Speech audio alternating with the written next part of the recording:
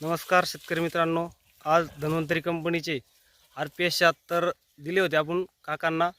आज काय रिझल्ट आले काय नाही ऊसासाठी ते आपण बघूया. नमस्कार काका. नमस्कार. आज आपण तुम्हाला RPS 76 दिलं होतं. हो. त्यावेळेस आधी ऊस तुमचा कसा होता आणि कसा नाही ते तुम्ही सांगायचं आहे. आधी प्रथमतः तुमचं नाव आणि नंबर सांगा. माझं नाव तानाजी रावजी सांगळे, हां. राहणार जैनपूर, तालुका नेवासा, जिल्हा अहमदनगर. हां हां. आणि पुढं काय आपण ज्यावेळेस आपण औषध घेतलं होतं त्याच्या आधी ऊस कसा होता तुमचा? ऊस बारीक बारीक होता. हां हां. आणि नंतर मी पहिल्यापासून जवळजवळ 2-3 फवारण्या केलेल्या आहे आतापर्यंत. हां हां. 2-3 फवारण्यामध्ये मला रिझल्ट मिळाला. आता या अशा पद्धतीचे पीक आहे. मटेरियल